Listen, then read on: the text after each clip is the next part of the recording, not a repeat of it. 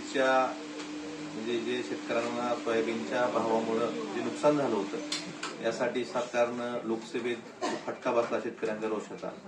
त्यानंतर एक निर्णय घेतला की कापूस आणि सोयाबीनच्या शेतकऱ्यांना प्रति हेक्टरी 5 रुपये मदत द्यायची। खरं तर मोदी सरकारच्या व्यापारी धार्जिन धोरणामुळे जो भाव 10,000 रुपये प्रति क्विंटल सोयाबीनचा होता तो 4-4.5 आला। आपण साधा शेतकरी जरी म्हणलं तरी हेक्टरी कमीत कमी 15 क्विंटल सोयाबीन निघालं म्हणलं तरी 5 रुपये प्रति क्विंटल जरी भावाचा फरक पडला तर 75,000 रुपये हेक्टरी नुकसान झालेलं होतं। अशा वेळेस सरकारनं 5 रुपये प्रति हेक्टरी द्यायची घोषणा केली।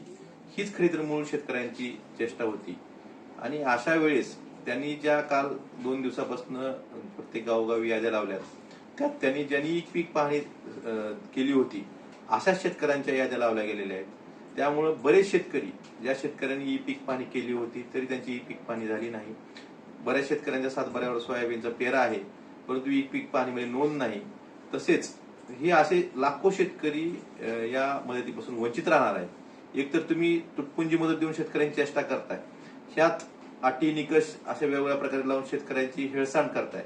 त्यामुळे माझी शासनाला अशी विनंती आहे, मी आजही मुख्यमंत्र्यांना पत्र विनंती केली आहे की तुम्ही याबाबत शेतकऱ्यांनी प्रत्येक शेतकऱ्यांना सोयाबीनचा कापसाचा पीक विमा भरलेला आहे त्या पीक विम्याची नोंद असेल किंवा पीक पाहणी केली असेल किंवा ज्या शेतकऱ्यांच्या सातबाऱ्यावर सोयाबीनचा पेरा आहे पीक पेरा आहे असे सर्व शेतकरी ग्राह्य धरून सर्व शेतकऱ्यांना ही मदत मिळाली पाहिजे ही मागणी मी शासनाकडे आज मुख्यमंत्र्यांकडे केली आहे। आपण बघतोय याआधीही ज्यावेळेस आज जे सरकारमध्ये आहेत ही लोक 2014 ते 19 मध्ये सरकारमध्ये होती आणि छत्रपती शिवाजी महाराजांच्या नावाने एक कर्जमाफी योजना आणली होती। त्यावेळेस शेतकऱ्यांना अटी निकष घालून कसे शेतकरी यातून कमी होतील याची पुरेपूर काळजी त्यावेळेस घेतली होती आणि आताही ह्यांचं धोरण जे शेतकरी विरोधी धोरण आहे यातून दिसून येतं। त्यामुळे शेतकऱ्यांची हेळसांड थांबवायची असेल तर तुम्ही असे कुठल्याही अटी निकष न लावता सरसकट ज्यांनी पीक विमा भरला अशा सर्व शेतकऱ्यांना सोयाबीन आणि कापसाची मदत दिली पाहिजे असं माझं मत। निवडणूक डोळ्यासमोर ठेवून हा निर्णय घेतलाय असं वाटतंय? लोकसभेत जो शेतकऱ्यांनी रोष दाखवून दिला यातून ह्यांना कुठेतरी वाटलं की शेतकरी आपल्यावर नाराज आहे, त्यामुळे कुठेतरी शेतकऱ्यांना काहीतरी थोडी मदत देऊन आम्ही किती तुमची काळजी करतो हे दाखवण्याचा हा प्रयत्न आहे।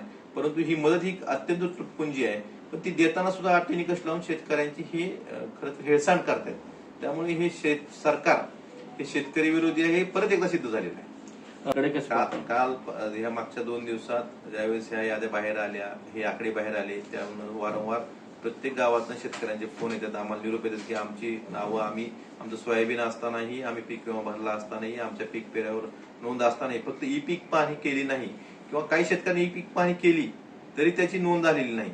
त्यामुळे अशा तांत्रिक अडचणी पीक पाहणी करणं हे शेतकऱ्यांचं काम नाही। प्रत्येक शेतकऱ्याकडे अँड्रॉइड फोन असेल असं नाही, हे खरं तर महसूल किंवा कृषी विभागाचं काम आहे। स्वतःचं काम केलं नाही त्या विभागाने आणि परत शेतकऱ्यांकडे तुमची पीक पाणी नाही म्हणून जर त्यांना मदतीपासून वंचित ठेवायचं कोण काम करत असेल तर निश्चितच शेतकरी याला स्वस्त बसणार नाही आणि शिवसेना सुद्धा याबाबत स्वस्त बसणार नाही। शेतकऱ्यांना सरकारला प्रत्येक शेतकऱ्याला ज्यांनी सोयाबीन उत्पादक शेतकरी यांना मदत द्यावीच लागेल। निर्णय बदलला नाही, सर्व शेतकऱ्यांना मदत दिली नाही तर शिवसेना रस्त्यावर उतरून आंदोलन करेल।